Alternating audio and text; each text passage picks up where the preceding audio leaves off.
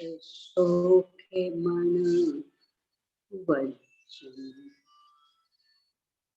केवल पहो नीचिय दुन्नय तिमिरम जिनम नमः बारहे अंग की इच्छा लिए मले मूड तन से नो तिलया विदेह वर चरणी भूषा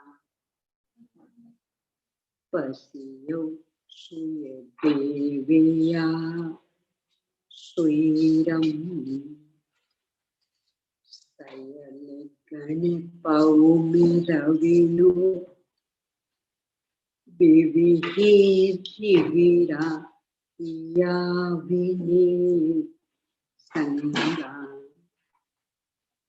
वीराया विपुराया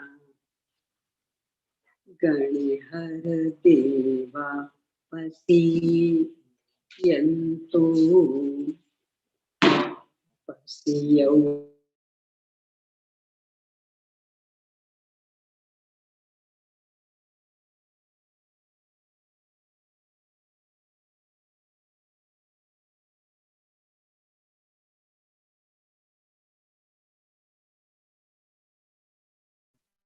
तरंग संघायितो ये मनो परिमामि पुफेतन्तं दुकेयन्तं दुन्नयन्धेया हरे रविं भग शिव मग कंठ मिसितमी वयं सया दंतं पणिमणिकै भूये बलिं केसे वास परिपूये बलिं विनि है बम्म है पसरम बैठा विमल नान बम्म है पसरम नमो अरिहंताणं नमो सिद्धाणं नमो आयिरियाणं नमो उवच्छायाणं नमो लोये सविसा पूनम ओम ह्रीं श्री अरहंत सिद्ध आचार्य उपाध्याय साधु पंच परमेष्ठिभ्यो नमो। आचार्य श्री धरतीन स्वामी द्वारा प्रदत्त ज्ञान को लिपिबद्ध करने वाले आचार्य श्री पुष्पदंत भूतवाले स्वामी द्वारा रचित षटखंडागम ग्रंथ, इसके पहले खंड षटखंडागम पर, पहले खंड जीवठान पर आचार्य श्री वीरसेन स्वामी द्वारा रचित धवला टीका की 6 पुस्तकों में से पहली पुस्तक पर अपनी चर्चा चल रही है। मंगलाचरण पर समय सापेक्ष विशद विवेचन के बाद में दूसरे सूत्र के माध्यम से आचार्य श्री ने कहा कि सिर्फ द्रव्य सूत्र और भाव सूत्र प्रमाण से इन 14 गुणस्थानों के अन्वेषण रूप प्रयोजन के होने पर वहां 14 ही मार्गना स्थान जानने योग्य है। इस संदर्भ में द्रव्य सूत्र की मीमांसा करते हुए ये जो लिपिबद्ध जिनागम, ये द्रव्य सूत्र और इसके शब्दों की अपेक्षा संख्या, जानने वालों की अपेक्षा असंख्यात और जानने योग्य पदार्थों की अपेक्षा अनंत भेद है, इस तरह की चर्चा की। भाव प्रमाण के अंतर्गत ज्ञान के पांचों भेदों की अति संक्षिप्त चर्चा की। इसके बाद यह कहा कि यहाँ इन पांच भाव प्रमाणों में से श्रुत भाव प्रमाण और केवल भाव प्रमाण, यानी श्रुत ज्ञान और केवल ज्ञान अपनिष्ठ। इस संदर्भ में श्रुत ज्ञान की मीमांसा करते हुए द्रव्य श्रुत के अंग बाह्य और अंग प्रविष्ट इस तरह के भेद करने के बाद अंगवाय के 14 भेदों की अति संक्षिप्त चर्चा करके अब अंग प्रविष्ट के जो 12 भेद जिन्हें अपन द्वादशांग कहते हैं, उनकी चर्चा अपनी चल रही है। उनमें से अनुत्तरोत्पादिक दशांग, इस पर अपनी चर्चा है। जो जीव आत्माराधना के बल पर 5 अनुत्तरों में जाकर जन्म लेते हैं, उनका वर्णन करने वाला अंग अनुत्तरोत्पादिक दशांग। प्रत्येक तीर्थंकर संबंधी 10 ऐसे मुनिराजों की चर्चा इस अंग में होती है। उनमें से भगवान महावीर स्वामी के समय कौन से भी 10 मुनिराज हैं जो अनुत्तरों में जाकर जन्मे हैं, आज इन्हें अपन देख रहे हैं। पेज नंबर 105 पर हिंदी पंक्ति में 1.5 पंक्ति के बाद ऋषिदास, धन्य, सुनक्षत्र, कार्तिकेय, आनंद, नंदन, शालीभद्र, अभय, बारिशेन और चिलात पुत्र, ये 10 अनुत्तरोत्पादिक वर्धमान तीर्थंकर के तीर्थ में हुए। अभय, बारिशेन और चिलात पुत्र तीनों ही श्रेणी राजा के, ये तीनों 5 अनुत्तरों में जन्मे हैं।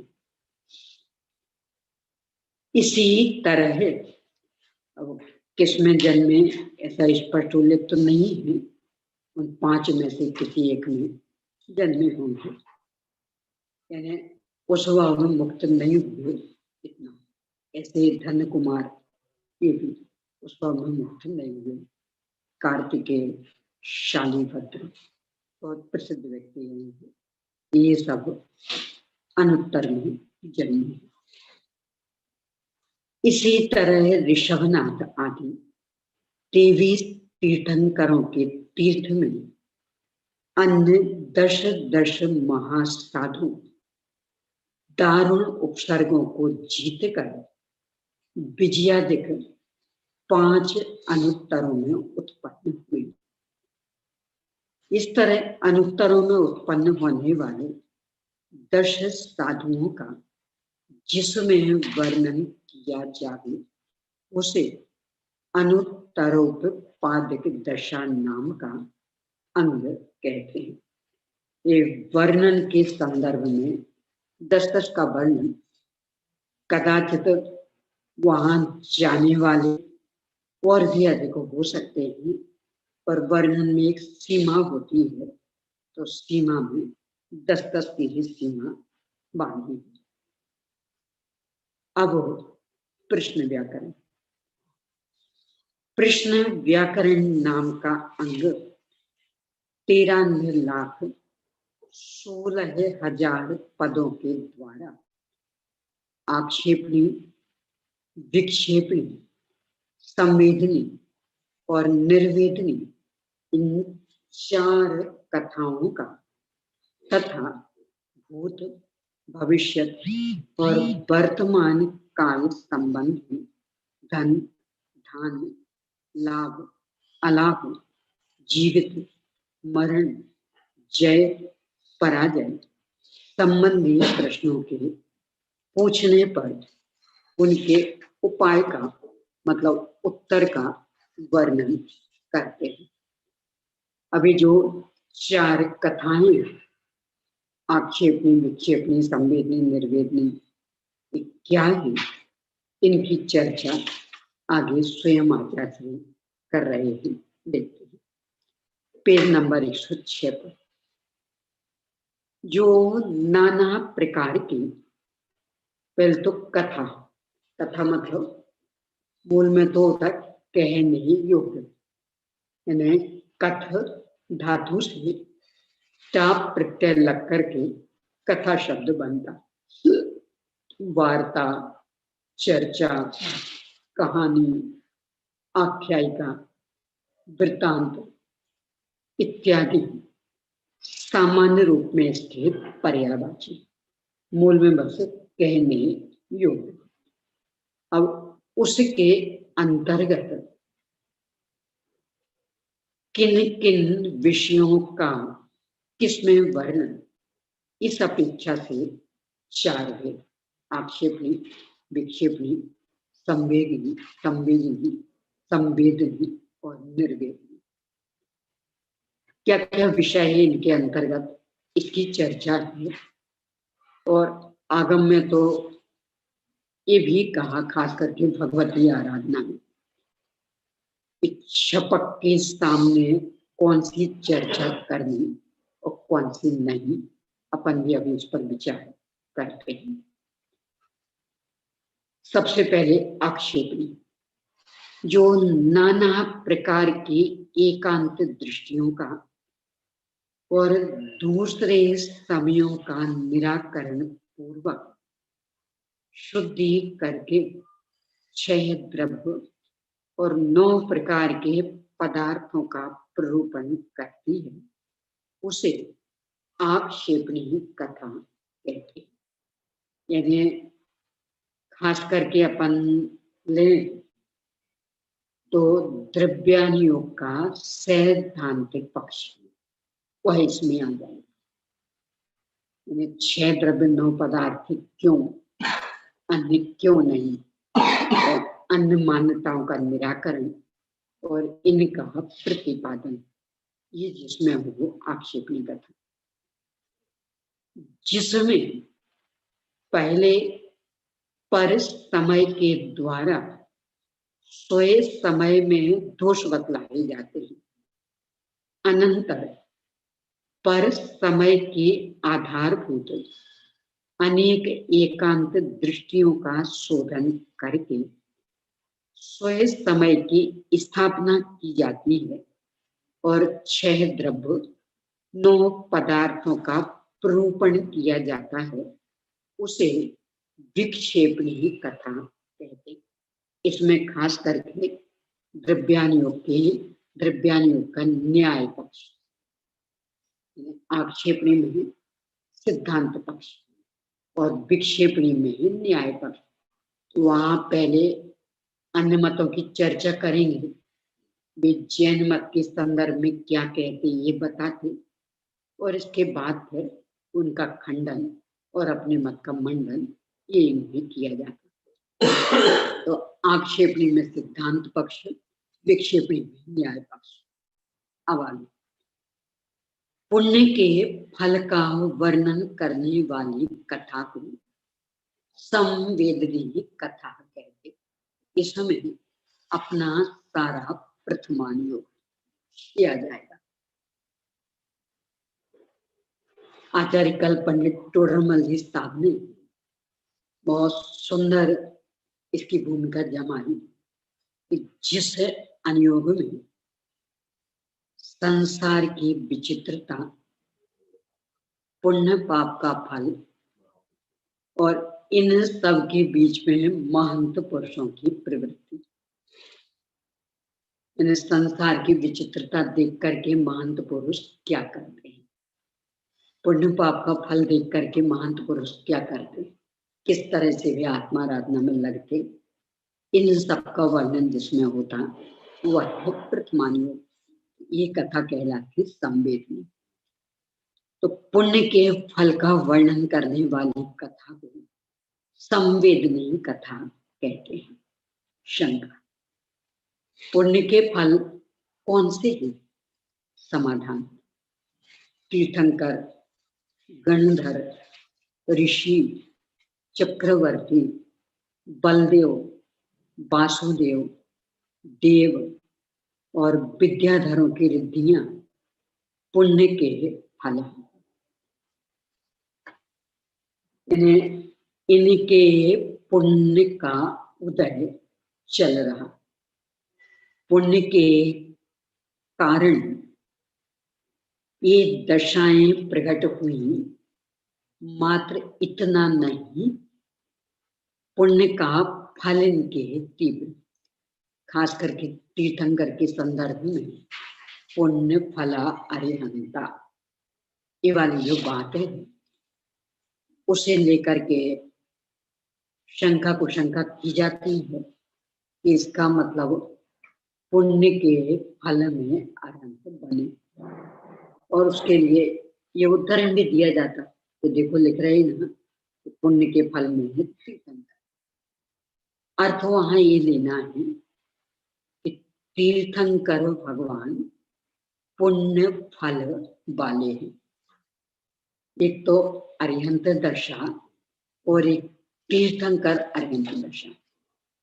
अरिहंत दशा में वीतरागता सर्वज्ञता की मुख्यता, और तीर्थंकर अरिहंत दशा में वीतरागता सर्वज्ञता के साथ ही उनका जो बाह्य वैभव उसकी मुख्यता। तो जो वो बाह्य वैभव है यह है पुण्य का फल, परंतु इससे वीतरागता सर्वज्ञता प्रभावित नहीं होती। यानी वो नहीं हो तो भी वे जीव अनंत सुखी, और हो तो भी अनंत सुखी, पर बाह्य वैभव ये सारा पुण्य के उदय का फल है। इस अपेक्षा से यहाँ कहा कि तीर्थंकर ये पुण्य के फल वाले। गणधरों में जो वीतरागता प्रकट हुई वह तो आत्मोन्मुखी पुरुषार्थ का फल, और जो वो 63 रिद्धियां प्रकट हुई ये पुण्य का फल। ऋषि में भी जो रिद्धियां प्रकट हुई तो पुण्य का फल, और बाकी चक्रवर्ती आदि ये तो स्पष्ट ही लौकिक पद ही है, चतुर्थ गुण स्थान वाले पद ही, ये तो स्पष्ट ही पुण्य के फल। है और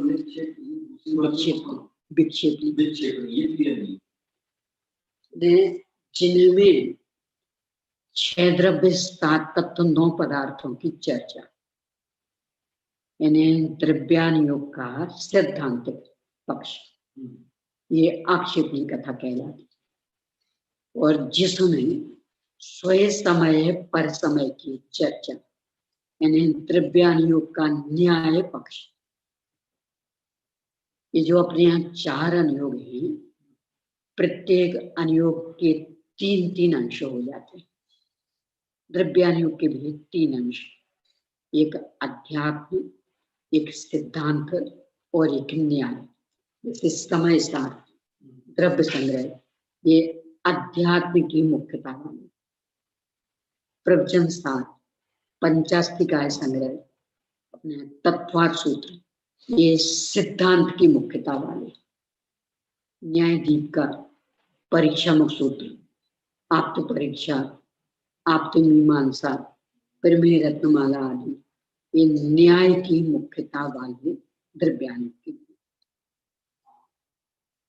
तो प्रवचन सार, पंचास्तिकाय, द्रव्य संग्रह को भी इसमें वैसे लिया जा सकता, तत्वार्थ सूत्र, इनकी चर्चा ये आक्षेपी, और न्यायदीप का परीक्षामुख सूत्र, प्रमेय रत्नमाला आदि की चर्चा ये विक्षेपण कथा, और फिर पुण्य के फल का वर्णन करने वाली मतलब प्रथमान योग में जो त्रिशलाका की चर्चा, ये संवेद की, वो आगे आ रही है चर्चा। यहाँ तक अपन की चर्चा प्रवचन सार पंचास्तिकाय संग्रह तत्वार्थ सूत्र। कदाचित इसमें ही द्रव्य संग्रह को भी ले सकते। इनका विषय आक्षेपहीन कथा की मुख्यता हो, और न्यायाधीप का आदि न्याय ग्रंथों का विषय विक्षेपहीन कथा की मुख्यता हो, और समय सार, नियम सार, अपने इष्टोपदेश, समाधि तंत्र, ये अध्यात्म की मुख्यता वाले। इस तरह द्रव्यानि के जो 3 अंश, तो उनके ये स्वतंत्र ग्रंथ। इसमें भी विशेष कि किसी भी ग्रंथ में मात्र कोई एक ही विषय होता है ऐसा नहीं है, अन्य भी होते हैं, पर मुख्य गुण का ही मात्र अंतर है, तो जिसमें अन्य गुण और ये मुख्य, तो उनको उस शैली वाला ग्रंथ कह देंगे। जैसे पृथ्वान युग की चर्चा की, संवेदनी कथा की बात, तो यहाँ मात्र पुण्य के फल का ही वर्णन होता है ऐसा तो है नहीं, 3 लोक का भी वर्णन है, 7 तत्व आदि का भी वर्णन, पर वो गुण त्रिशलाका के पुरुषों की चर्चा मुख्य, इसके उनकी संवेदनी है। पाप के फल का वर्णन करने वाली कथा को निर्वेदनी कथा कहते हैं। तो इस समय प्रथमान योग का भी वह अंश है कि जिनमें पापियों का वर्णन, किनने कैसी कैसी हिंसा आदि की, क्या फल होगा, अथवा कर्णान योग का लेंगे तो नरक त्रियंच आदि गतियों का वर्णन, ये भी इसमें आ जाएगा। पुण्य वाले में कर्णान योग का जो स्वर्ग, देव और मनुष्य गति का वर्णन, वो आ जाएगा इसमें। और शरणान योग वाला प्रकरण शुभ भाव वाले में 12 व्रत आदि का वर्णन, 28 मूल गुण आदि का वर्णन, इन्हें श्रावकाचार और मुनियाचार, इनका वर्णन करने वाले ग्रंथ, ये भी संवेदनी में, और इन्हीं ग्रंथों में पाप परिणाम हुए तो उनका फल क्या भोगना पड़ेगा, इनका वर्णन जो चरणान युग में है, इन साधी पापों का, ये सब भी संवेदनी में और निर्वेदनी, पाप वाला निर्वेदनी में, पुण्य वाला वृत्तादि वाला संवेदनी में। इस तरह से 4 अनुयोग इन 4 कथाओं में बढ़। पाप के फल का वर्णन करने वाली कथा को निर्वेदनी कथा कहते हैं। तो प्रथमान युग का वह अंश है कि जिनमें पाप भाव वाले जीवों की चर्चा, चरणान युग का वह अंश कि जहाँ हिंसादी पापों की चर्चा, कर्णान युग का वह अंश कि जिसमें त्रियंच और नरक गति आदि संबंधी चर्चा, ये सब निर्वेद। पाप के फल कौन से हैं? नरक, त्रियंच और कुमानुष की योनियों में जन्म, जरा, मरण, व्याधि, वेदना और दारिद्र्य आदि की प्राप्ति पाप के फल है। कुमनुष्य, वैसे कुमनुष्य में जो एक असदाचारी वृत्ति वाले, वे उपभोग भूमि को भी कुमनुष्य कहते हैं, पर चूंकि वहां व्याधि, वेदना, दारिद्र्य के दुख नहीं, भोग भूमि भले उपभोग भूमि यानी कल्प वृक्ष तो नहीं है, परंतु कुछ दारिद्र्य आदि भोगते हुए ऐसा भी नहीं। मीठी मिट्टी रहती है, खाते हैं ठाट से और मस्त रहते हैं भोगों में, और मर कर के नियम से देवगति पाते हैं। तो उनको अपन नहीं ले सकते जो कुसंस्कारी सप्त व्यसनी और भी जो गलत आचरण करने वाले कुपथगामी, उनको कुमानुष नहीं ले सकते, अथवा फिर समूर्छन जन्म वाले मनुष्य।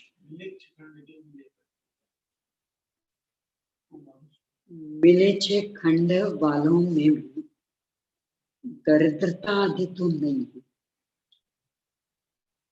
बल्कि वहां तो ऐसा आर्य खंड जैसा काल परिवर्तन भी नहीं होता वहां, हमेशा एक ही, हाँ हमेशा एक ही काल चलता है। आर्य खंड जैसा षटकाल का परिवर्तन भी नहीं है।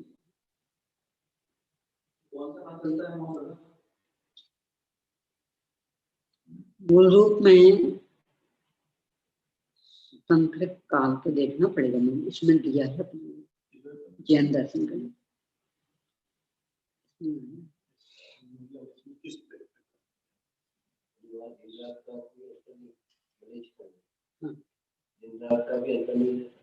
नहीं, दिन रात का तो रहता है, क्योंकि ये तो यज्ञ है ना, कल्पवृक्ष तो वहां है नहीं, तो ज्योतिष चक्र घूमता है, तो दिन रात का अंतर तो है, पर जो एक काल परिवर्तन जैसा आर्यखंड में है वैसा वहां नहीं, और धर्म कर्म के प्रवृत्ति।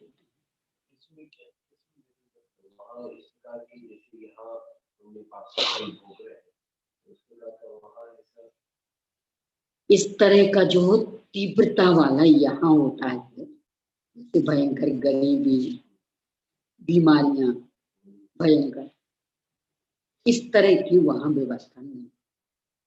मेरे ख्याल से चौथा काल होना चाहिए, क्योंकि चक्रवर्ती वगैरह जो जाते हैं तो उसी समय उन पे विजय प्राप्त करने का। नहीं तो वो तो विजय प्राप्त करने पर वो कोई नष्ट हो जाते बाद में, ऐसा थोड़ी। आपने कहा तो कैसे सदाकाल जैसा बना रहता होगा, लेकिन मैं अंदाज से नहीं कह सकती, क्योंकि इन विषयों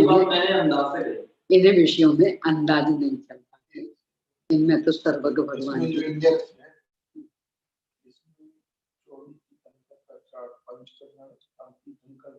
नहीं तो काल परिवर्तन वाला, कहाँ काल परिवर्तन, लगभग तो है, जहां तक मुझे भी याद आ रहा है, दुखमा सुखमा काल ही चलता चौथा। पूरा में इन्हें थोड़ा सा विस्मरण हो रहा है मुझे, पक्का नहीं कह सकता, पर जो आपका तर्क है उससे नहीं, क्योंकि ये तो हमेशा रहते हैं, चक्रवर्ती विजय प्राप्त करते हैं, बाकी समय पर मिलेच्छ खंड पर्टिकुलर एक चैप्टर है, लेकिन कालखंड नहीं है, तो मिलेच्छ खंड वाले देखिए।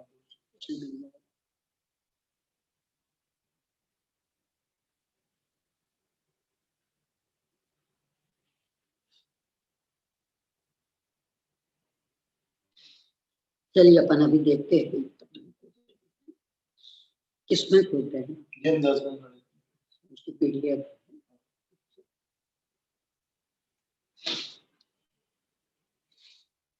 अथवा संसार, शरीर और भोगों में वैराग्य को उत्पन्न करने वाली कथा को निर्वेदनीय कथा कहते हैं। इसके अंतर्गत अपना 12 भावनाओं वाला जितना प्रकरण, जितना साहित्य, वो सब इसमें लिखा है कि दोनों श्रेणियों में पांचों खंडों में हानि वृद्धि तो होती रहती है, किंतु समय चौथे काल के समान होता है। इन्हें तो इन्हें उसका ही प्रारंभ और अंत इस तरह का, नहीं तो हानि वृद्धि मतलब इन्हें चौथे काल के शुरू से अंत तक फिर अंत से शुरू तक इस तरह।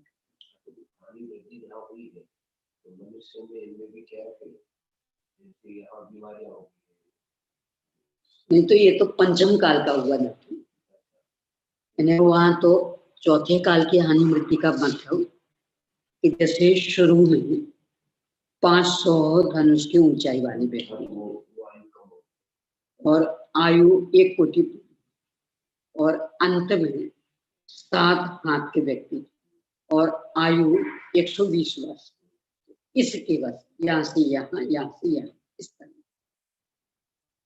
और उसी तरह से बुद्धि आदि में कभी, पर जो दारिद्र्य आदि वाली व्यवस्था क्या है इसका मिलने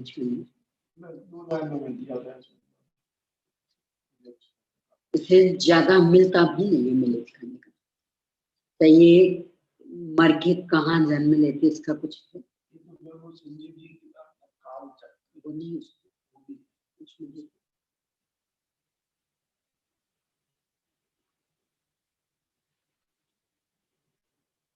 ये जो अपने आर्य खंड में शक, यवन, ये जो हिंसक जाति वाले माने जाते, मांसाहारी आदि, कुमानुष में इनको जिनकी प्रवृत्तियां एकदम हिंसामय, पापमय, यहाँ भी अनंताकुलता भोगते और फिर परभव में भी, इनको भी अपन उपचार से मिलिच कह देते हैं। ये तो अपने घरों में भी यदि कोई ऐसे गंदे परिणामों वाला हो अथवा साफ सफाई से नहीं रहता हो तो कहते क्या ही मिलिच घर बना रखा। तो एक अपनी मानसिक सोच वो शक यवन आदि को लेकर के, शक यवन पुलिंद आदि जो नीची जाती है इनको लेकर, बाकी जो मूल मिलेच्छ खंड है वहां तो दुखमा सुखमा का, वहां इस तरह की प्रवृत्तियों के लिए अवसर नहीं है। और बाकी देख रहे हैं मरण करके जैसे भोग भूमि वाले मर के देवगति में ही जाते, यहाँ की क्या व्यवस्था।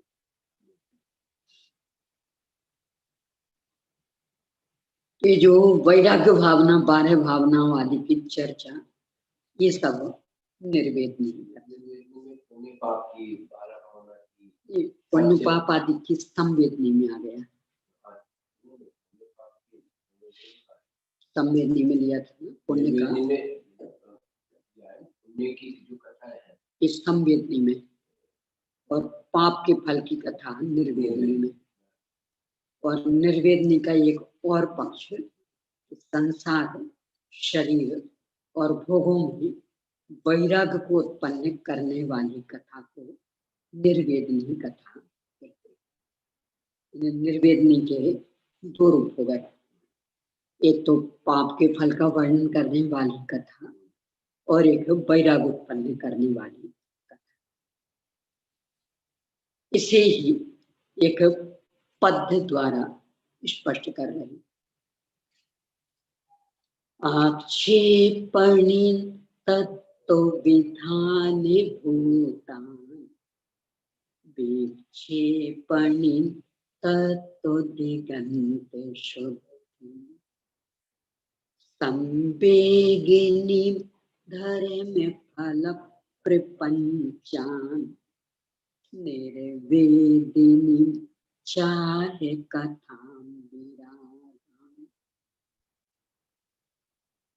तत्वों का निरूपण करने वाली आक्षेपणी कथा है।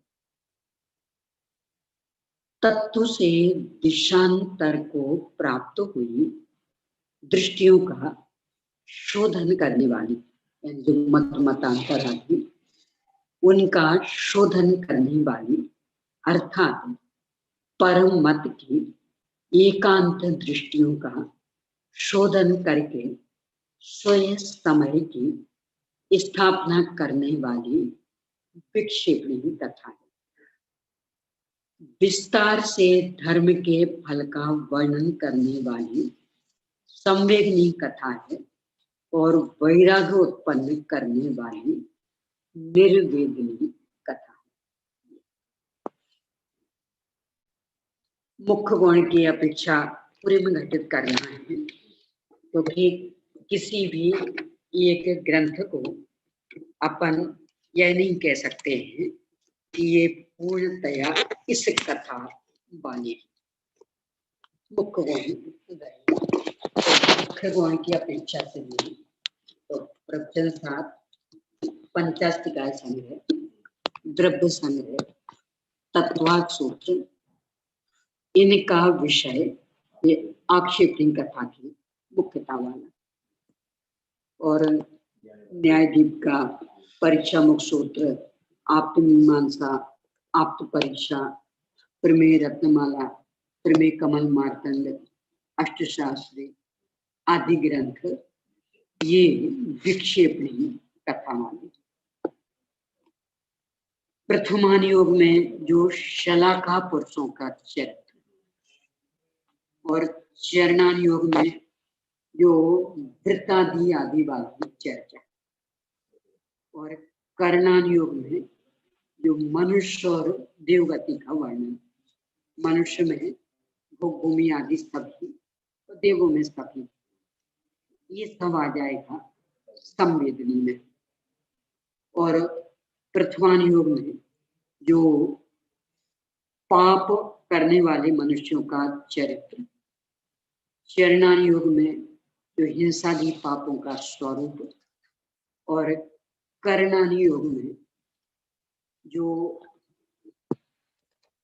त्रियंच और नरक गति की स्थिति आदि का वर्णन, ये सब आ जाएगा निर्वेदनी में। और इसके साथ ही वैराग्य को उत्पन्न करने वाला सारा प्रकरण, यानी सभी प्रकार की 12 भावनाएं आदि। वैराग्य में भेद विज्ञान को भी लिया जा सकता है, तो वो भी इस तरह समय सार भी निर्वेदनी कथा के अंतर्गत, क्योंकि स्वयं पर भेद विज्ञान, ज्ञान वैराग्य शक्ति को प्रकट करने वाला इष्टोपदेश आदि भी इसमें आ जाएंगे। तो ये निर्वेदनी कथा। इन कथाओं का प्रतिपादन करते समय जो जिन वचन को नहीं जानता है, अर्थात जिसका जिन वचन में प्रवेश न, काला परिवर्तन वाले क्षेत्र, इस लोक में बहुत से क्षेत्र ऐसे हैं जहाँ सदैव एक जैसा ही काल बदलता है। सत काल रूप परिवर्तन मात्र 5 अलग क्षेत्रों में ही होता है, वह भी उनके आर्य खंडों में ही होता है, लेक्ष खंडों में नहीं होता। तो में 5 लेक्ष खंडों और विद्याधर श्रेणियों में अवसर पढ़ी के चौथे काल के प्रारंभ से अंत तक हानि तथा उत्सव पढ़ी के तीसरे काल में प्रारंभ से अंत तक वृद्धि होना बताया।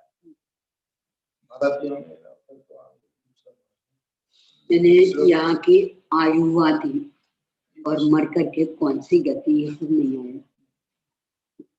मिलेज खंड का ज्यादा वर्णन केवल आर्य खंड में ही काल परिवर्तन होता है। मिलेज खंड में वो अन्य हमेशा चौथा काल, विजयात पर्वत की चोटियों पर भी चौथा काल।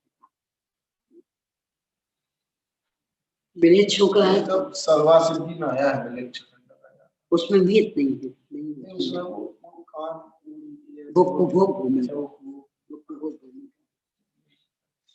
भूमि वाल तो मर के देव ही होते हैं, पर मिलेज खंड में धर्म कर्म की व्यवस्था नहीं, इतना तो आया।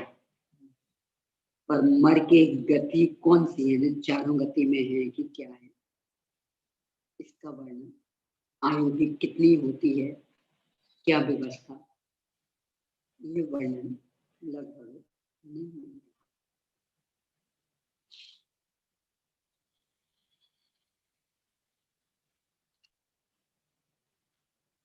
जो जिन वचन को नहीं जानते, जिन वचन में जिनका प्रवेश नहीं, यानी अनुमति, ऐसे पुरुषों को विक्षेपणी, ये तो नहीं, अभी सामान्य मनुष्य को लेना है, ऐसे पुरुषों को विक्षेपणी कथा का उपदेश नहीं करना चाहिए, क्योंकि जिसने स्वयं समय के रहस्य को नहीं जाना है और पर समय की प्रतिपादन करने वाली कथाओं की सुनने से व्याकुल चित्त होकर और मिथ्यात्व को स्वीकार न कर लेवे, इसलिए स्वयं समय के रहस्य को नहीं जानने वाले पुरुष को विक्षेपणी कथा का उपदेश न देकर शेष 3 कथाओं का उपदेश देना चाहिए।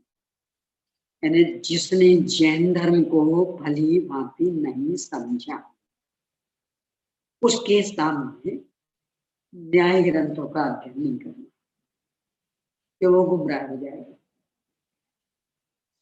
कहीं भी अटक जाएगा, सत्य का यथार्थ निर्णय तो है नहीं, तो मिथ्या तो पुष्ट कर लेगा।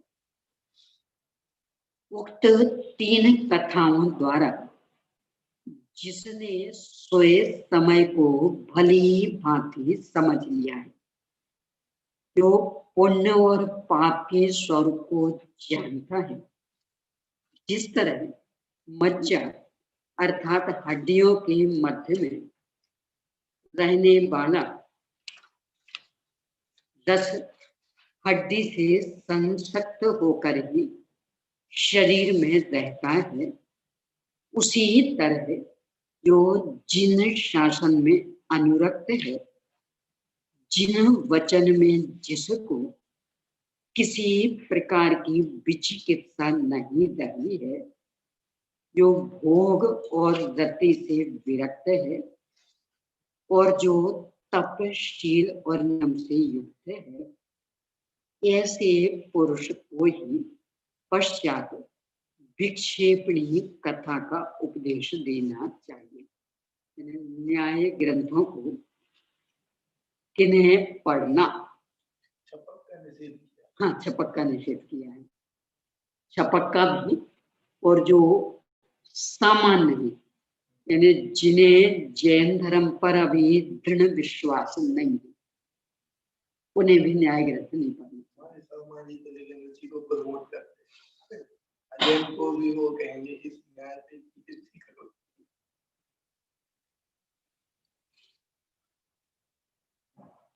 एक खास इसमें है, यानी जो छपक समाधि लेने को तैयार, समाधि ले रहे, उनके सामने भी विक्षेपणी कथा नहीं करनी, उनके सामने तो आक्षेपणी का भी निषेध है, मात्र संवेदनी और निर्वेदनी इनका उल्लेख करें।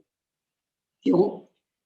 क्योंकि परिणाम लगभग बिगड़ने लगते, सुधरने की ओर कम उपयोग लगाता, तो थोड़ा सा भयभीत हो जाए कि जो हम परिणाम बिगाड़ रहे हैं उसके फल में क्या होगा, अभी यहाँ थोड़ी सी तकलीफ नहीं सही जा रही और मर के नरक या त्रियंच में चले गए, वहां क्या होगा, वहां कौन सी सहायता मिलेगी, कौन सी सुविधा मिलेगी, कौन दुख दर्द मिटने वाला मिलेगा।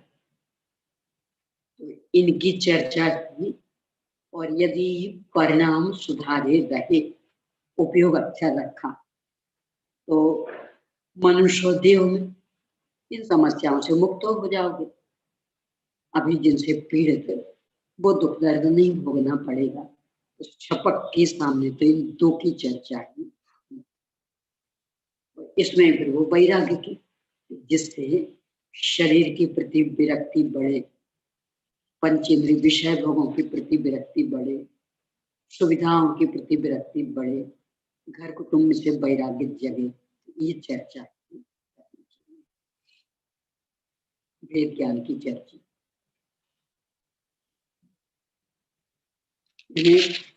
न्याय ग्रंथों को पढ़ने के लिए कितनी शर्तें लगा दी।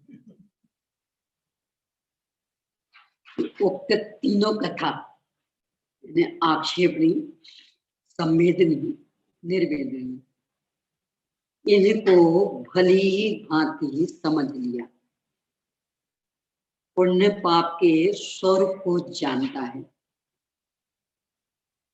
और कितना आसक्त, उदाहरण भी कितना गजब का, हड्डियों में एक रस रहता, फास्फोरस, गुरुदेव से बहुत कहा वो हड्डी से पूरा मिला हुआ है, तो निकाल नहीं सकती आप उसको अलग से।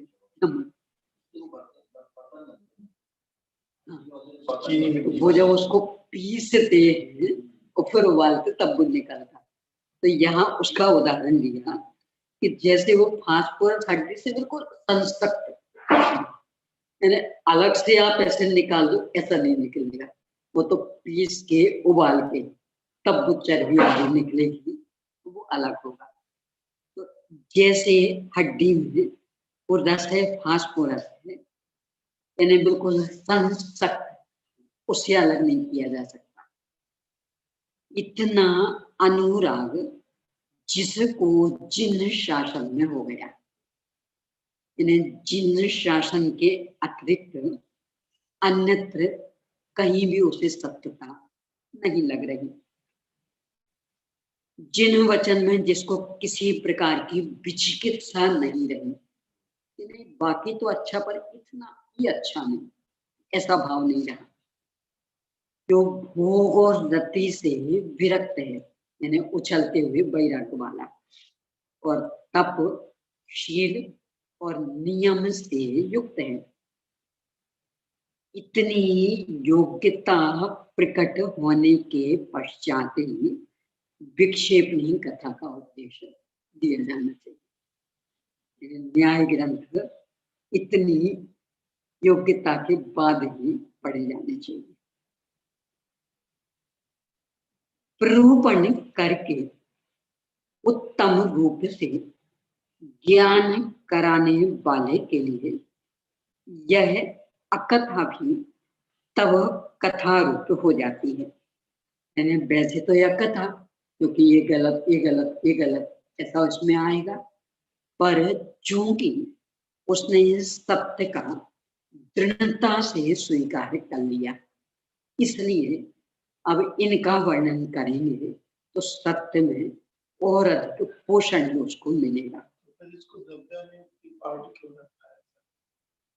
क्योंकि परीक्षा आदि का विषय द्रव्यानुग में ही आते, इसमें परीक्षा प्रधान था।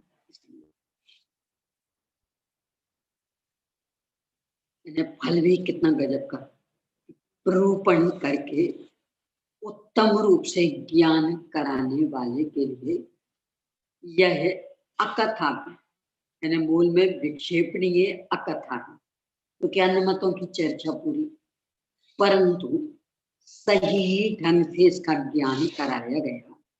तो इसने जो जैन मत का यथार्थ स्वीकार किया, इसकी सत्यता को जाना, उसके पोषण में ये कारण बन जाएगी, इसलिए ये कथा होती। किसी को ऐसा लग सकता कि तो पक्षपात हुआ, अपना धर्म सत्य, पहले उसको स्वीकार कर लो फिर अन्य की। पक्षपात नहीं है, ये वस्तु स्वरूप है। देखो लोक में नहीं होता, हर विद्या में, जैसे गणित का ले, तो पहले तो पढ़ाएंगे 2 और 2 4। अब जब विद्यार्थी को पक्का समझ में आ गया तो फिर बताएंगे 2 2 5 नहीं होते, 2 2 3 नहीं, एक तो मात्र 2 और 2 4 ही सही, बाकी जितने उत्तर आएंगे वे सब गलत। तो गलत को कब बताते, जब सही पक्का हो जाए तो, और सही में ही डामाडोल हो तो। ऐसा यहाँ भी कि चूंकि जैन धर्म वस्तु स्वभाव वाला धर्म, तो पहले इसे पक्का कर लें, फिर इसके बाद ही बताएं कि इसके विरुद्ध जो जो ये मानते हैं तो वे क्यों गलत। तो वो गलतपना स्वीकृत होगा तो इसमें और अधिक दृढ़ता हो जाएगी।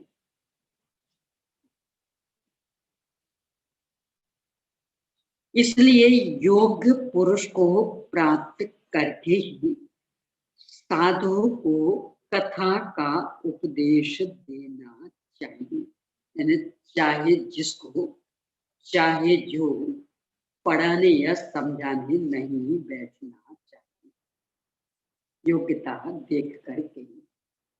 मोक्षमा प्रकाशक जी का 8वां अध्याय इसके लिए बहुत अधिक मार्गदर्शन, यानी योग्यता नहीं हो और अपन कुछ भी समझाने बैठ जाए तो फिर वो स्थिति बनेगी जो समय सार में बनी, चुपके छलम न के तब, यानी हम समझा रहे सुपर भेद विज्ञान और उसके लिए भोग निर्जरा के कारण बनते ये कहा, और तुम उल्टे भोगों में प्रवृत्ति करने लगो कि भोगों से तो निर्जरा होती, तो फिर यही कहेंगे हमने गलत जगह उपदेश दे दिया। तो पद्मनदी पंचमी शतका में इसी तरह का आता ब्रह्मचर्य अष्टक में ब्रह्मचर्य की बहुत बहुत महिमा बताई। फिर मानो आचार्य को लगाव हो, इस सुनने वाले कहेंगे वाह भाई स्वयं बाबा बन गए, दूसरे को भी बन गए। तो फिर लिखते, ये जवानी, यदि ये कथन बुरा लगे तो हमें माफ कर। मार्ग तो यही है आनंददायी मार्ग, हम इसका अनुभव कर रहे हैं, तो हम तो ये चाहते सभी इस आनंद को भोगें, पर तुम्हें भोगादि की कांक्षा हो और ये बुरा लगे तो माफ करना, हमने गलत को उपदेश दिया। चुपके छलम लगे तब बम का ये अर्थ। देखो हर जगह कोई चीज हितकारी बताई गई, उस सामने वाले को उल्टी लग जाए, यही तो उपाय बचता, भैया माफ करना, हम नहीं समझते थे कि आपको ये बुरी लगेगी। भाषा तो ये कहती, वास्तविक था कि आप इतने अपात्र हो, इतने ना समझ हो, ये हितकारी बात भी उल्टी लग रही, माफ करना, हमने गलत जगह उपदेश दी डाला। जो सूखती चलती ना बुंदेलखंड में, शिकारियों में गोलियां बर्बाद कर दी, शिकारियां बकरियों के छोटे छोटे बच्चे,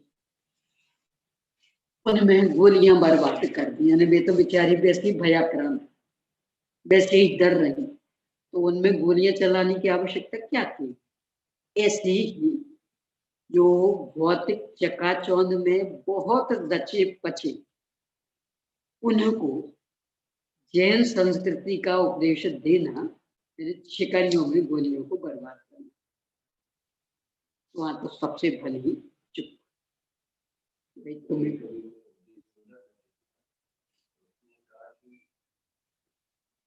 ये हो गया कि उपदेश करता उपदेश देता है और दूसरा मान ले रहे, वो सोचता है मेरी प्रेरणा मान ली, और वो सभी के लिए चल रहा है। पिताजी चाहते हैं कि मैं समझ लो कि व्यापार धंधा कर रहा हूँ, तो बेटे को ये उपदेश देता तो ये काम कर, उसको अगर वो मान लेता तो वो कहता कि देखो मेरा बेटा मेरी बात को मान लिया, और वो अपने अंदर में क्या बना है, मेरी क्या भावना, मेरे को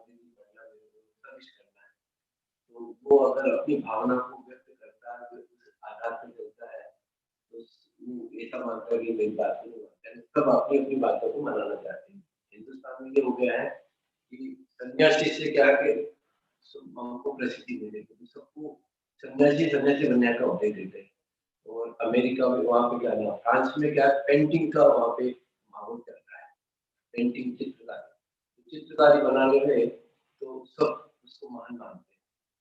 ये जो कौन सा है 500 बजाने वाला तानसेन कौन था, तो तानसेन को समझ लो उसको वो चीज मिल गई, अच्छी प्रसिद्धि मिल गई, तो सब लोग बात सोचते हैं हम भी तानसेन बन जाए। तो यहाँ हिंदुस्तान में क्या है, मैंने अखबार में पढ़ लिया, कोई भी दवाई का नाम पढ़ लिया समझ लो, तो मैं सभी को जुकाम हो रहा हो, बुखार आ रहा है, तो मैं सबको भी कहता हूँ ये खा लोगे तो तुम्हारा रोग ठीक हो जाएगा। यानी सब हिंदुस्तान में ये अपने अंदर की भावना को भी पहचानना नहीं चाहता, अपने ऊपर तो प्रयोग से नहीं करना चाहता है, और दूसरे के ऊपर उपयोग कराना चाहते हैं। तो इसका आज मैं पढ़ रहा था, पर उपदेश कुशल उपदेश देना चाहते हैं, प्रेरणा देना चाहते हैं, और वो अगर दूसरा मान लेता है तो मानते हैं कि अपना अहम पुष्टि करना। हमने समझाया तो हमने परिवर्तन, तो उसने लिखा है कि हमने सामने वाले की जो भावना थी, हमने हिंसा की, हिंसा शब्द का प्रयोग किया। कभी उसके अंदर जो परिणाम चल रहा है वो अपना स्वयं का परिणाम तो परिवर्तन नहीं किया, लेकिन दूसरे के आधार पे किया है। तो हमने भाव यानी हिंसा हमने की, मानसिक हिंसा। जैन धर्म ये तो स्वीकार नहीं करता है, क्योंकि फिर तो किसी को भी सही मार्ग बताना ये मानसिक हिंसा होगी। जो गलत मार्ग पे चल रहे हैं उन्हें तो सही मार्ग बताना पड़ेगा, नहीं तो उनकी तो इच्छा के विरुद्ध ही उपदेश मिला है ना, कदाचित भड़क भी सकता। तो जैन धर्म में ये कहता कि पात्रता देख कर उपदेश देना, सामने वाले में कितनी पात्रता, और नहीं माने तो उसकी गलती नहीं, हमने पात्रता की जांच सही ढंग से नहीं की, ये स्वीकार करके हमें माफ करना, इस तरह से माफी मांग लेना। यानी कहाँ बीज बोना चाहिए था ये हमने नहीं देखा। हमने क्यों शास्त्रों में पढ़ा है कि इससे मेरा रोग दूर हो गया, तो हमने तो समझ करके हमने भी उसे ही सामने आए, लेकिन उसकी वैसी पात्रता नहीं है, उसके अंदर दूसरी भावना है। मानसिक हिंसा अपने यहाँ इससे कहा गया है, किसी कषाय व सामने वाले को चिढ़ाना है।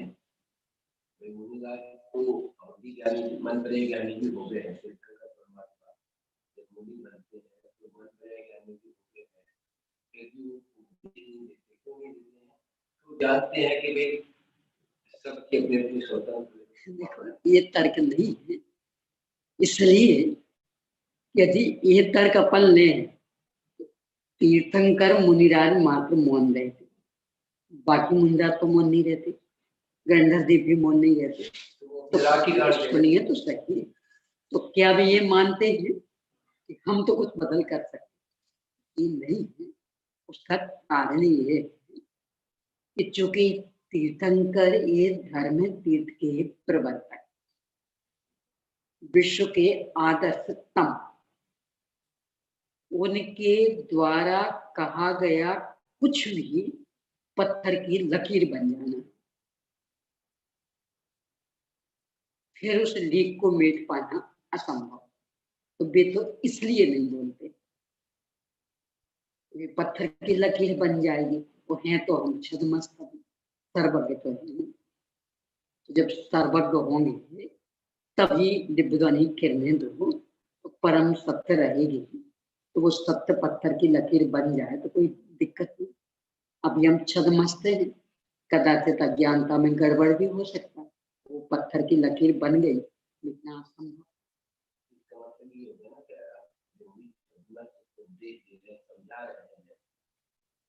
तो इसका मतलब है कि सामने वाले में परिवर्तन हो या नहीं हो, तो इसको हम इसमें दो बातें। पहली बात तो ये कि बाकी जो छद्मस्त समझा रहे हैं उनमें उनका अपना कुछ नहीं, मात्र भगवान की वाणी को बताए। तीर्थंकर मुनि बोलते हैं,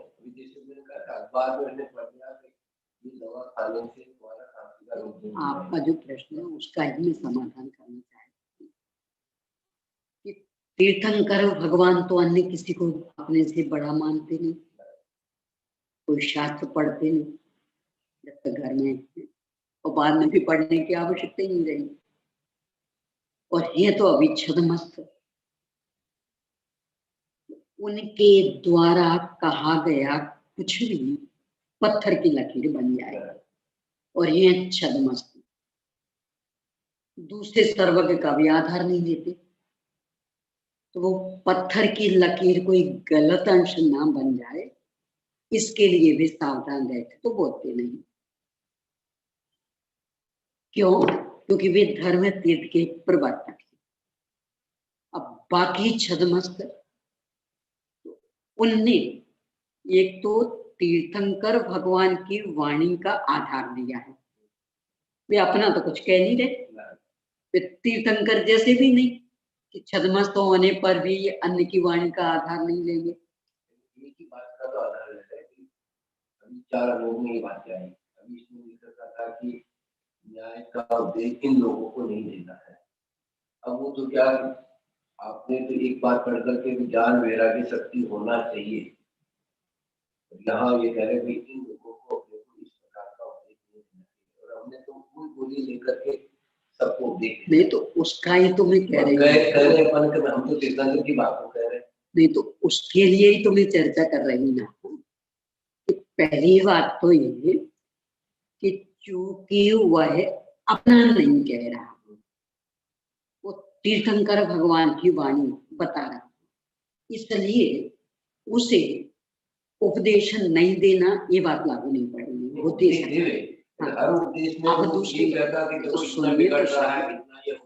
सुनिए तो सही।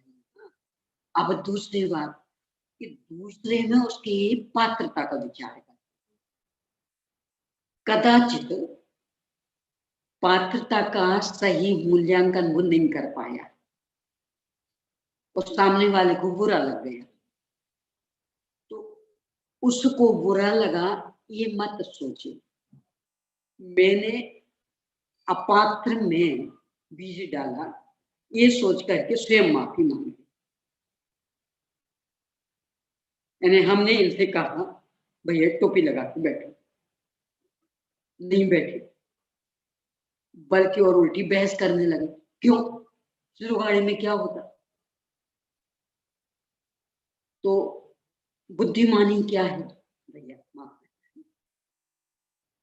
हम मूल्यांकन करने भी भूल गए, यानी हमें नहीं पता था, ये कहने की आवश्यकता नहीं, मन में सोचे कि हमें नहीं पता था कि आप इतने तीव्र कषाय वाले हैं और आपको सही बात भी गलत नहीं, हम निरीक्षण करने में चूक गए, माफ करना। तो माफी मांग दो कि भैया गलती हो गई, हमें नहीं टोकना चाहिए था, ये होता। यानी बंजर भूमि में बीज नहीं डालना चाहिए था और हमने डाल दिया और हमें परख नहीं पाए कि बंजर भूमि, तो माफी मांगना।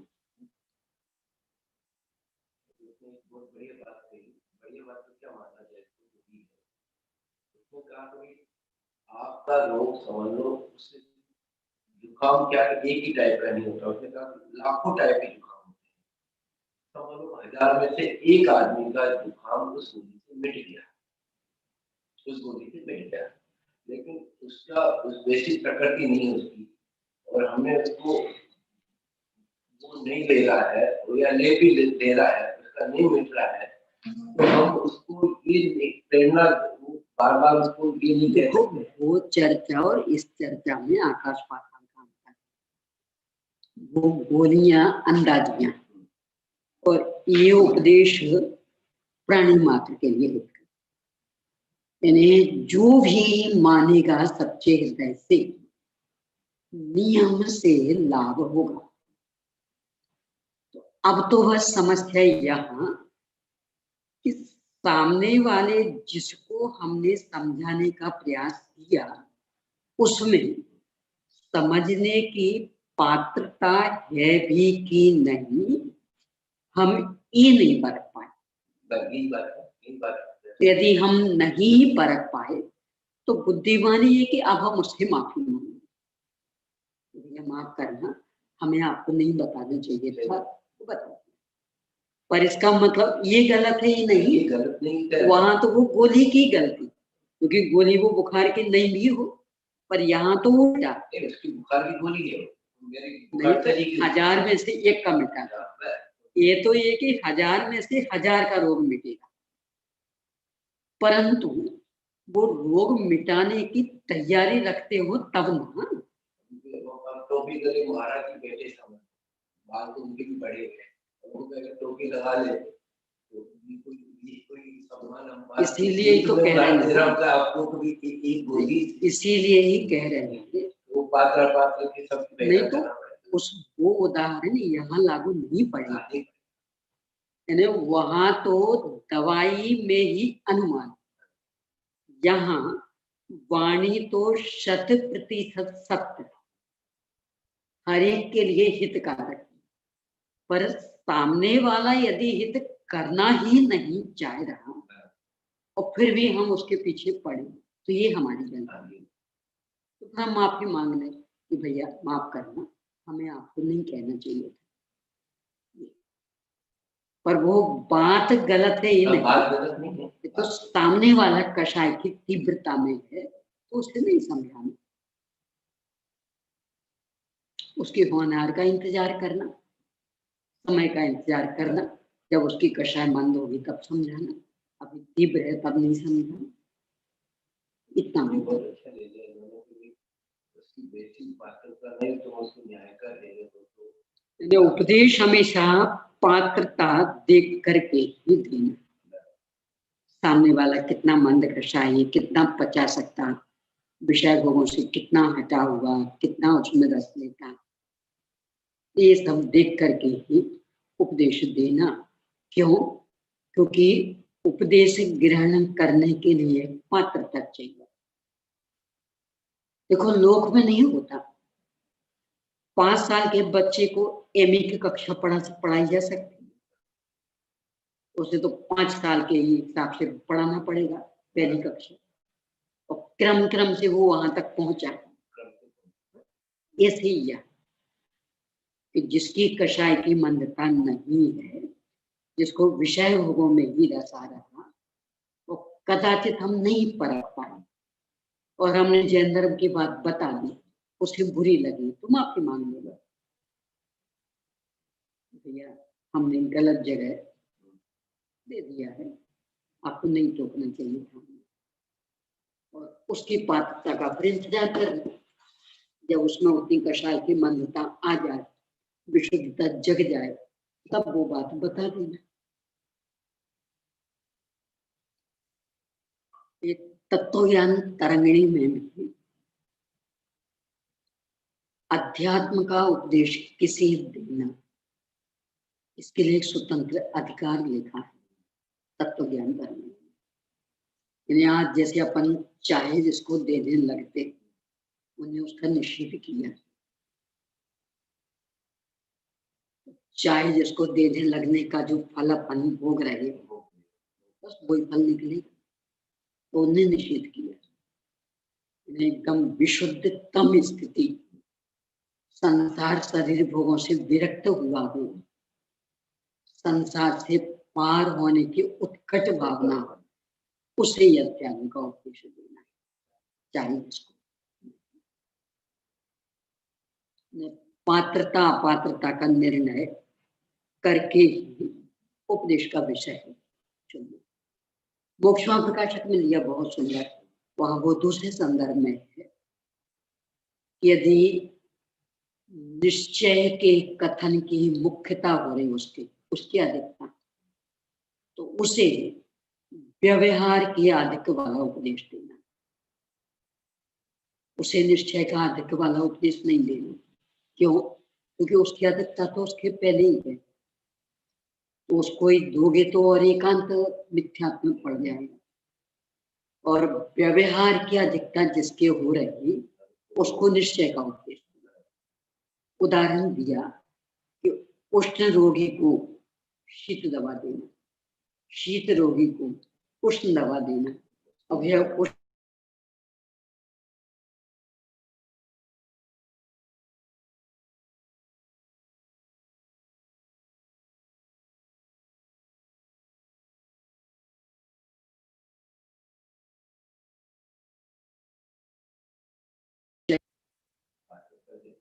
यानी उनकी हाँ में हाँ मिलाने का भाव कि वे निश्चय ही सुनना पसंद न करते तो उन्हें हम निश्चय ही सुनाएंगे।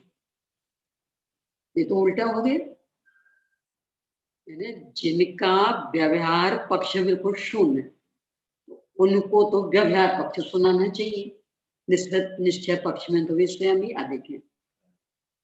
अपना उल्टा, अपन तो मुंह देखी बात करने वालों में से हुए, किसे क्या अच्छा लगता है दादा कहा करते थे, बोले विद्यार्थियों में एक टेक्निक हो गई है कुछ, तो वो परस्पर में सलाह देते, देखो भाई गुजरात में जाओ ना, वहाँ खाने पीने की चर्चा नहीं करना, वहां तो बस भगवान आत्मा खाने पीने से रहे, त्यागोपादान शून्य तो शक्ति, ये बातें करना तो अच्छे से जम जाओगे। ये तो उल्टा हो गया। बात करें, लेकिन पहले जाकर के ये कह दोगे तो सभा में नहीं आएगा ना, फिर भले अपनी बात कह देना तो फिर मतलब समझावे तब तो हमारी बात से भी ये आदमी हमारी हमारी उसका है मेजोरिटी का, फिर बाद में धीरे धीरे भैया ये बात नहीं तो गए ही अल्प समय के लिए, यानी बोलते हैं खाने को काला कह दिया तो उल्टा और आपको गाली देने लगे, और खाने को धीरे धीरे बात नहीं तो धीरे धीरे लायक समय तो होना चाहिए ना। समय का मतलब यही समय है, कभी अपन ने पहले इसमें ही ये मोक्षण प्रकाशक का ही निर्देश बहुत ये मुंह देखी बात नहीं करना, मूल बात ये है, लेकिन आप उसका रोग पकड़िए। जाते ही पहले अपन खाने को काढ़ा कह दिया तो ठीक है, हमको काढ़े है ही रोग पकड़िए और पूरी विशुद्धता पूर्वक उसके रोग के निवारण का पुरुषार्थ करिए, फिर उसे बुरा लगे भला लगे ये मत देखिए, ये देखिए उसको विश्वास समझावे ये जो डॉक्टर है ये मेरे हित के लिए है, इन्हें बस इतना सा, और बाकी है उसके एकदम उल्टी बात तो भी कहने में हिचक नहीं। क्यों?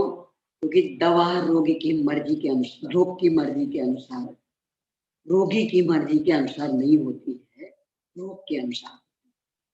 यदि निश्चय का आधिक्य है तो व्यवहार पोषक उपदेश, व्यवहार का आधिक्य है तो निश्चय पोषक उपदेश।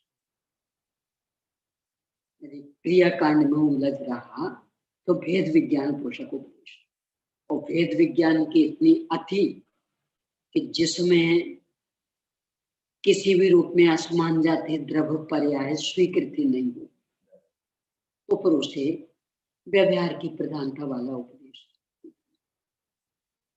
रोग के हिसाब से दवा देना, रोगी को क्या अच्छा लगता क्या नहीं ये बात नहीं करना, क्योंकि ये तो मुंह देखी बात है, ये कषाय पोषण।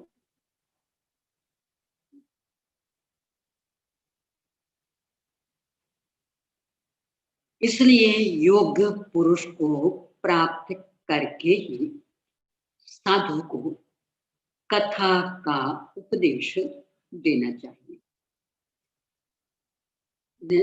चारों प्रकार की कथाओं में ही योग्यता का विचार करके, सबसे पहले तो संसार से भयभीत कैसे हो, संसार शरीर भोगों से विरक्ति का परिणाम कैसे जगे, यानी उसकी चित्त की भाव भूमि नरम करना, इसके बाद फिर अध्यात्म का बीज देना।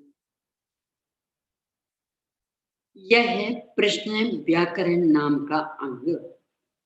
प्रश्न के अनुसार हत, नष्ट, मुष्टि, चिंता, लाभ, अलाभ, सुख, दुख, जीवित, मरण, जय, पराजय, नाम, द्रव्य, आयु और संख्या का भी प्रोपण करता है। ये जैसे ये ज्योतिष में होता है,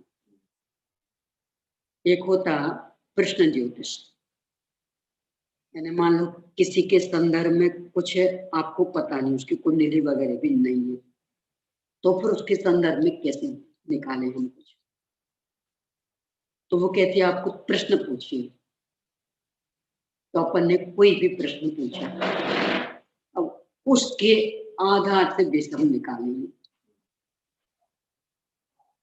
फिर उसका निमित्त नैमित्तिक संबंध उस दूसरे व्यक्ति से जोड़ करके उसका पूरा भविष्य। ऐसा यहाँ भी एक प्रश्न पूछा, कब पूछा, कैसा पूछा, इसके आधार से हत नष्ट आदि विषयों की जानकारी होगी।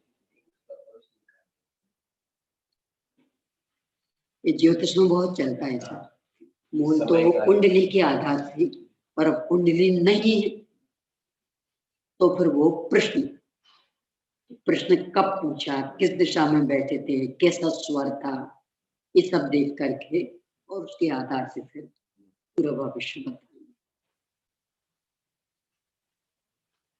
अब अगला यहाँ भी एंट्री कर सकते हैं।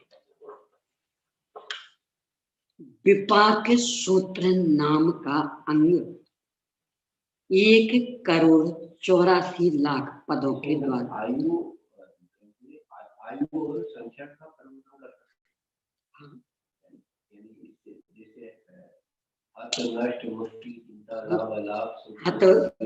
यानी उसको बाधा होना, नष्ट पूरे खत्म होना, मुष्टि पहले मुष्टि बंद चलते थे, यानी मंत्रों आदि के द्वारा उसको परेशान करना। फिर चिंता, किस तरह की चिंता होगी, लाभ होगा कि अलाभ होगा, सुख होगा कि दुख होगा, जीवन मरण, जय पराजय, नाम द्रव्य, आयु कितनी रह गई, ये भी प्रश्न के आधार से होता है। और ऐसी संख्या, इससे लाभ होगा तो लगभग कितना, इन सब का है। ज्योतिष में तो बहुत सा प्रश्न ज्योतिष, यानी प्रश्न के आधार से बिना कुंडली आदि के फिर निकाल के बता देते। अब विपाक सूत्र, विपाक सूत्र नाम का अंग 1,84,00,000 पदों के द्वारा पुण्य और पाप रूप कर्मों के फलों का वर्णन करता है। यानी कर्म का उदय कैसा कैसा आता, विपाक को अनुभव, तो उसके अनुसार किस किस तरह से उदय आता, किस पर आता, यानी जीव विपाक, पुद्गल विपाक, क्षेत्र विपाक, विभाव विपाक, कितने अनुभाग में, कितने लंबे काल तक, इत्यादि विषयों की चर्चा। इस तरह से ये 11 अंगों की चर्चा होगी। 11 अंगों के कुल पदों का जोड़ 4,15,02,000 पद है। अब वर्णमाला यहाँ भी एंट्री कर सकते हैं। दृष्टिवाद नाम का 12वां अंग है, आगे उसके स्वरूप का निरूपण करते हैं। दृष्टिवाद नाम के अंग में कौतकल, कांठ्य भित्ति, कौशिक, हरिश्मश्रु, मांडपिक, रोमश, हारित, मुंड और अश्वलायन आदि क्रियावादियों के 180 मतों का, इन जो 363 मत हैं तो उनमें से एक एक मत के कुछ कुछ उदाहरण, तो क्रियावादियों के 180 मत, उनकी ये प्रसिद्ध व्यक्ति मरीचि, कपिल, उलूक, गार्ग, व्याघ्रपूति, वाधवली, माठर और मौदगल्यायन आदि अक्रियावादियों के 84 मतों का कह नहीं सकते, क्योंकि उतने वैसे देखे तो मान्यताएं तो अनादि से चलती हैं, वे भी हो सकते और बाकी की अपेक्षा लें तो हो सकते नहीं, क्योंकि कपिल आदि उस समय के थोड़ी हैं, बाद के। तो यह क्रियावादियों के 84 मतों का शाकल, बलकल, कुथुमी, सातमुग्री, नारायण, कर्ण, माध्यंदन, मोद, पैपलाद, बादरायण, श्रेष्ठकृत, ऐतिकायन, बसु और जैमिनी आदि अज्ञानवादियों के 67 मतों का तथा वशिष्ठ, पाराशर, जतुकर्ण, वाल्मीकि, रोमहर्षि, सत्यदत्त, व्यास, एलापुत्र, औपमन्यु, ऐंद्रदत्त और अयस्थून आदि वैनयिकवादियों के 32 मत। इन मतों का वर्णन और निराकरण किया गया है पूर्व में कहे हुए क्रियावादी आदि के कुल भेद 363 होते। इनकी पद्धति है लिखने की 63 होते हैं। इस तरह से 363 मतों का इसमें मुख्य रूप से वर्णन। आचार्य ने ज्यादा सुना, ने सूत्र बना दिया केवल, लेकिन टीका लिखी है तो इसलिए जो गुरुदेव से कहते थे ना, इसीलिए वीरचंद स्वामी छाओ समय ज्ञान दरियो छे दरियो। इन्हें मूल अभी सचखंडागम कितना सा निकला, एक नमोकार मंत्र और एक 1.5 पंक्ति, वो 1.5 पंक्ति बन, यानी 2 पंक्ति की गाथा तो सूत्र 1.5 पंक्ति, यानी बस 3.5 पंक्ति। सचखंडागम तो इतना सा, तो बाकी 108 पेज हो गए। ठीक है। तो 363 मतों का वर्णन यहाँ। दृष्टिवाद के जो 5 भेद होते उसकी यहाँ चर्चा नहीं की है। अब मूल विषय पर आते। ये तो आपने अंग प्रविष्ट और अंगवाह्य की चर्चा कर दी। बताना तो ये था कि ये जो जीवोत्थान प्रकरण लिखा गया है, इनमें से किसका विषय है उसमें? अब वो प्रकरण आ रहा है।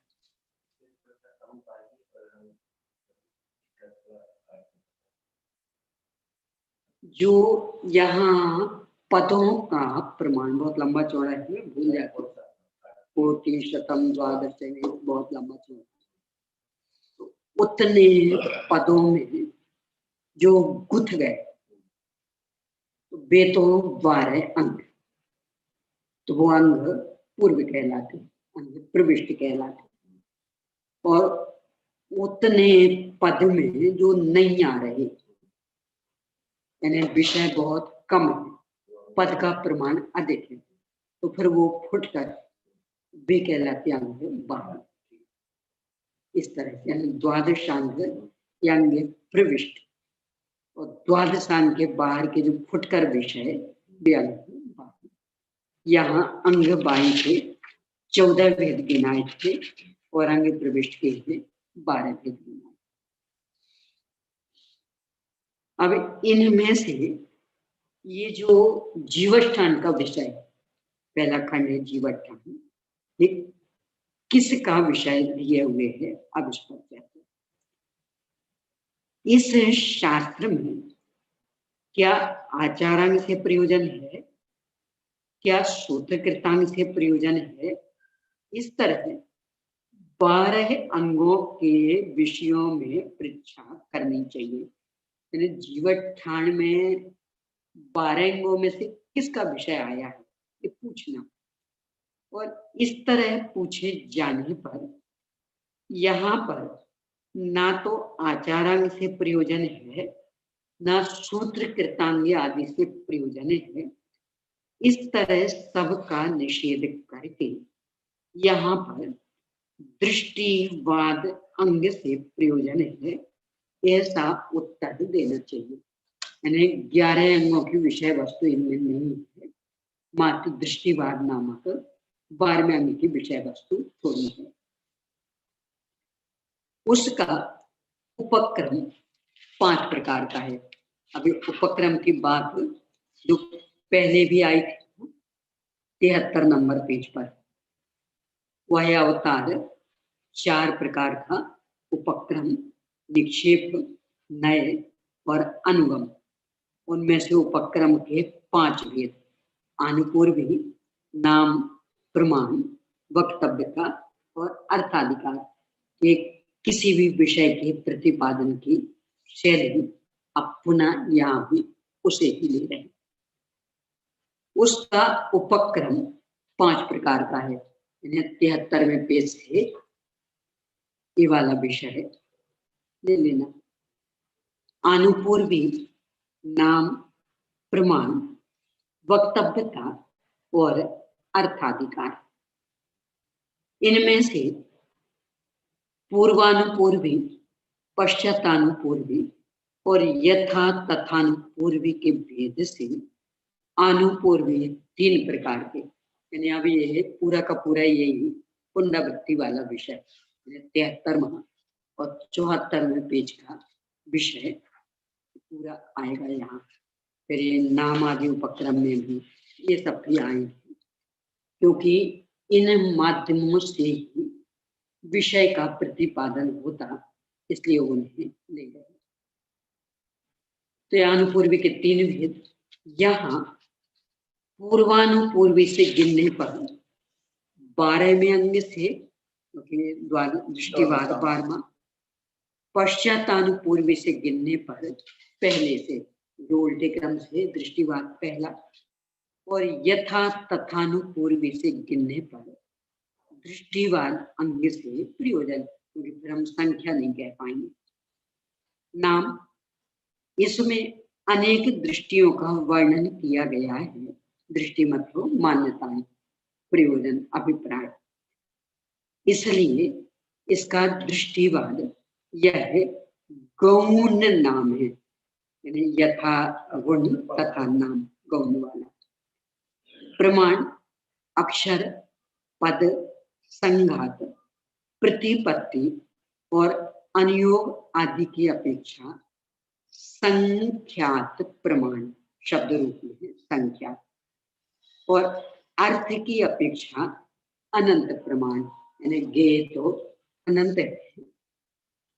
वक्तव्यता, इसमें तदुभय वक्तव्यता, वक्तव्यता के 3 भेद किए थे, स्वयं समय वक्तव्यता, पर समय वक्तव्यता और तदुभय वक्तव्यता। तो यहाँ उनमें से तदुभय वक्तव्यता, यानी स्वयं समय की भी बात आएगी और पर समय की भी। तो अभी तक ये हुआ कि ये दृष्टिवाद अंग का विषय, 11 अंग का नहीं। अब चूंकि दृष्टिवाद के 5 भेद, तो 5 में से किसका विषय है अब ये चर्चा। उस दृष्टिवाद के 5 अधिकार हैं: परिकर्म, सूत्र, प्रथमानुयोग, पूर्वगत और चूलिका। उनमें से चंद्र प्रज्ञप्ति, सूर्य प्रज्ञप्ति, जम्बूद्वीप प्रज्ञप्ति, द्वीप सागर प्रज्ञप्ति और व्याख्या प्रज्ञप्ति, इस तरह परिकर्म के 5 भेद। इन जो दृष्टिवाद के भेद प्रभेद अभी पहले उन्हें बता रहे, और फिर उनमें से इस ग्रंथ में क्या विषय लिया ये बताएंगे। जम्बूद्वीप प्रज्ञप्ति, तो उसमें भी जम्बूद्वीप प्रज्ञप्ति है, वही ये तो नहीं कह सकते, क्योंकि एक और अपन ये कहते कि ये संलुप्त है। ये तो बात क्या आचार्य ने लिखा है। सामान्य सा विषय बता रहे हैं यहाँ। चंद्र प्रज्ञप्ति नाम का परिकर्म 36,05,000 पदों के द्वारा चंद्रमा के आयु, परिवार, रिद्धि, गति और बिंब की ऊंचाई आदि का वर्णन करता है। यानी चंद्रमा संबंधी सब कुछ जानकारी चंद्र प्रज्ञप्ति में। फिर सूर्य प्रज्ञप्ति, इनको भी अलग अलग कर सकते एनपीजे करके। सूर्य प्रज्ञप्ति नाम का परिकर 5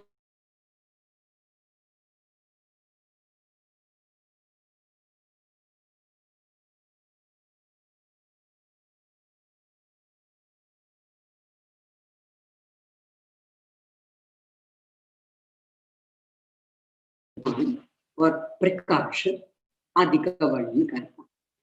यानी जो दिन का छोटा बड़ा होना, ये है सूर्य की गति के अनुसार।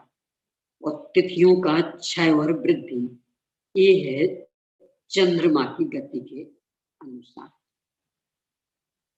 जम्बूद्वीप प्रज्ञप्ति नाम का परिक्रम 3,25,000। ये जो दिन की हानि वृद्धि, जैसे अभी दिन छोटे हो रहे, रात बड़ी हो रही, गर्मी में दिन बड़े होने लगते, रात छोटी, तो ये तो होता है सूर्य की गति के अनुसार। और तिथि क्षय अथवा तिथि वृद्धि, यानी कभी 2 अष्टमी हो गई और कभी सप्तमी अष्टमी 1 हो गई, ये होता है चंद्रमा की गति के अनुसार। यानी तिथि क्षय और तिथि वृद्धि, ये चंद्रमा की गति के अनुसार। और दिन की हानि वृद्धि, दिन छोटे बड़े होना,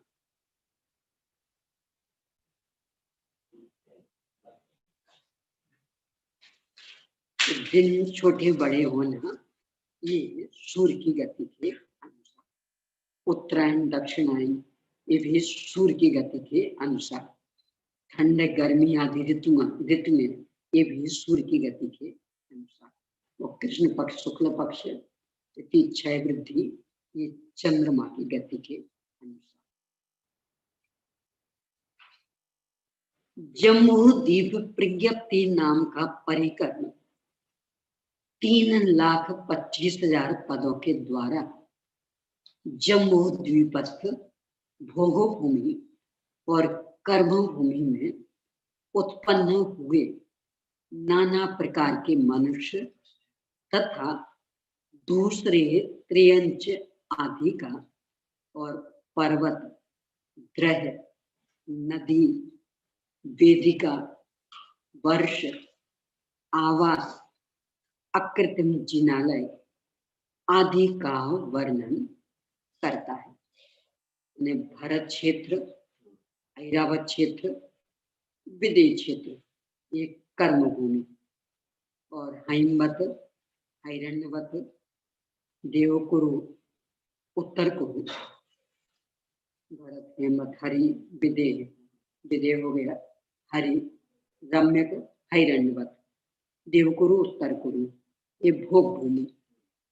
तो इनमें से हेमवत, हरि, देवकुरु, उत्तर कुरु, रम्यक, हिरण्यवत, ये तो स्थायी भोग भूमि, उत्कृष्ट मध्यम जगह में 3 प्रकार की। और भरत और ऐरावत में परिवर्तनशील, तो कभी भोग भूमि, कभी कर्म भूमि। यहाँ के पर्वत हिमवन, महाहिमवन, निषद, नील, रुक्मी, उन पर विद्यमान ग्रह यानी तालाब, पद्म, महापद्म, तिगिंच, केसरी, महापुंडरीक, पुंडरीक, तालाब, उनसे निकलने वाली नदियां, तो पहले और अंतिम से 3-3 और बीच वालों में से 2-2 नदियां निकली। और फिर उन नदियों में 14,000 हजार पहले और अंत की, और फिर उससे दूनी दूनी होती जाएंगी। बीच वाले में बीच से फिर उल्टी संख्या ने आधी आधी होती जाएंगी। इन नदी उनकी वेदिका, यानी दोनों ओर की जो बाउंड्री तट, वो वर्ष यानी क्षेत्र, यानी भरत हेमवत आदि क्षेत्र, आवास उनके निवास आदि, और वहां स्थित अकृत्रिम, जिनालय इत्यादि का वर्णन। द्वीप सागर प्रज्ञप्ति नाम का परिक्रम 52,36,000 पदों के द्वारा उद्धार पल्ल से द्वीप और समुद्रों के प्रमाण का, उद्धार पल्ल, अद्धा पल्ल, व्यवहार पल्ल और उद्धार पल्ल। अद्धा पल्ल तो उद्धार पल्ल और व्यवहार पल्ल को मात्र बनाने के काम आता, जो नाप होता वो उद्धार पल्ल से।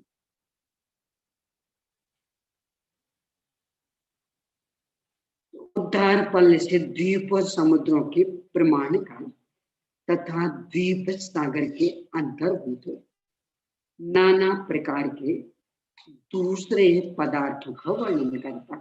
द्वीप सागरों की जो रचना है, रचना की व्यवस्था को बताने वाला।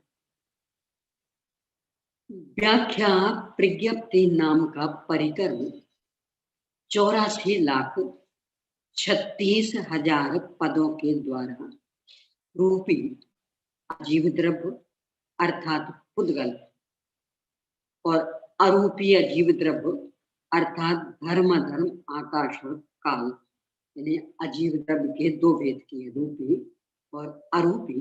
तो रूपी में अकेला पुद्गल और अरूपी में धर्म, आकाश, काल। फिर जीव के भव्य सिद्ध और अभव्य सिद्ध विशेषण उनके ही भवितव्यता को बताने के लिए, पारिणामिकता को बताने के लिए ये स्वतः सिद्ध है, किसी कारण विशेष से ऐसे नहीं हुए। इन सब का वर्णन परिक्रम के जो 5 भेद, मैंने परिक्रम के 5 भेद, उनके एक एक भेद का वर्णन, विषय वस्तु और कितने पद प्रमाण। अब नाम ही के आगे भी सूत्र प्रथमानि पूर्वगत चूल का ये विषय है चंद्र के, यानी परिक्रम वाले प्रकरण के 5 भेद, पांचों के फिर ये उनके अंतर्गत क्या क्या विषय, क्योंकि मूल जो परिक्रम का अर्थ यानी सब ओर से कर्म, तो वो तो यहाँ प्रकरण नहीं।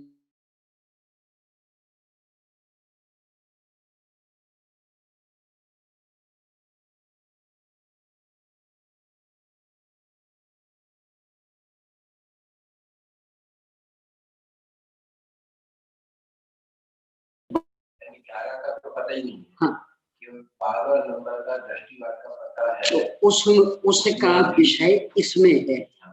अब उसका भी विस्तार इतना, पहले वह विस्तार पूरा बता के फिर उसमें से कितना यहाँ है ये बताएंगे। तो पहले अब ये विस्तार बता रहे हैं, तो ये परिक्रम का होगा। अब सूत्र का दृष्टिवाद अंग का सूत्र नाम का अर्थाधिकार 88 लाख पदों के द्वारा जीव अवंधक ही है, अलेपक ही है, अकर्ता ही है, अभोक्ता ही है, निर्गुण ही है, अनुप्रमाण ही है, जीव नास्ति स्वरूप ही है, जीव अस्ति स्वरूप ही है, पृथ्वी आदि 5 भूतों के समुदाय रूप से जीव उत्पन्न होता है, चेतना रहित है, ज्ञान के बिना भी सचेतन है, नित्य ही है, अनित्य ही है इत्यादि रूप से क्रियावादी, अक्रियावादी, अज्ञानवादी और विनयवादियों के 363 मतों का पूर्व पक्ष रूप से वर्णन करता है। यहाँ तो 63 ऐसा लिखा, यानी सूत्र में ये 363 मतों का वर्णन। यह त्रैराशिकवाद, नियतिवाद, विज्ञानवाद, शब्दवाद, प्रधानवाद, द्रव्यवाद और पुरुषवाद का भी वर्णन करता है। ये तब न्याय में चलते हैं, लोक में तो कहीं नहीं देखे जाते। शब्दवादी है तो शाब्दवादी, शब्दानुविधायत्व ही जगत शब्दवादी। प्रधानवाद इस सांख्यों का, नियतिवाद सब कुछ सुनिश्चित मानने वाले हैं, एकांतवादी। यानी सूत्र वाले अंग में अन्य मत मतांतरों की चर्चा मुख्य रूप से कहा भी है। 88 अहियारेषु 54 महियारण मध्य नित्येषु पद्मो अवन्देयानम् विधियो तेरासियान बोधवो तदियो नियय पक्षे हवै चौथो ससंयमी अधिगत। यानी मूल बस उतना विषय बताना था, जितने में उतना विषय आ गया बस उतनी बता दी। यह है सूत्र नामक अर्थाधिकार।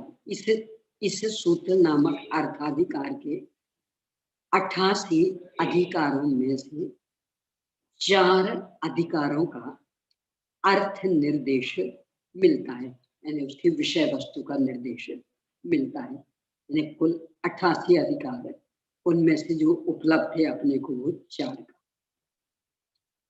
उनमें पहला अधिकार अबंधकों का, दूसरा त्रैराशिकवादियों का, तीसरा नियतवाद का समझना चाहिए तथा चौथा अधिकार स्वयं समय का पूर्वपक्ष।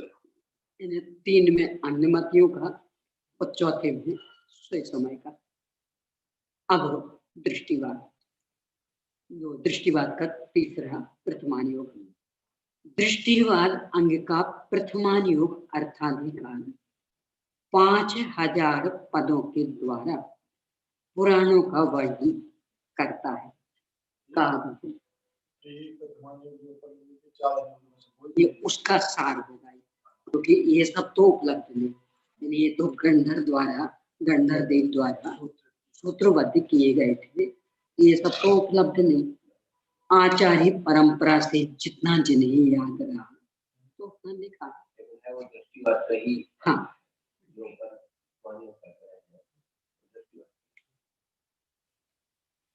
क्योंकि 4 कथाएं दृष्टिवाद में थी ना, संवेदनी निर्वेदनी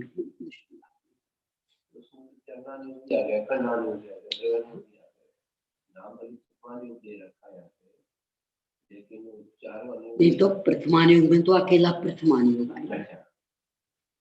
5 वेद जो बताए ना परिकर में सूत्र, प्रथमान योग, चूलिका हो, पूर्व। इन्हें अपने में ऐसा माना जाता है कि दृष्टिवाद का अंश अपन ने, मतलब आचार्य ने लिपिबद्ध किया, बाकी 11 इनका विषय नहीं। श्वेतांबरों में ऐसा मानते, दृष्टिवाद अंग का कुछ विशेष नहीं रहा और 11 अंगों को हमने लिपिबद्ध किया। यानी वे कहते हैं तो हमने 11 अंगों को लिपिबद्ध किया, और अपने यहाँ ये कहते हैं 11 अंग का कुछ भी नहीं शेष, 12वें अंग को स्मृति के आधार से लिपिबद्ध किया। अब क्या क्या इसमें है प्रथमान योग में है, गाथाएं आदि है, आगे देखेंगे।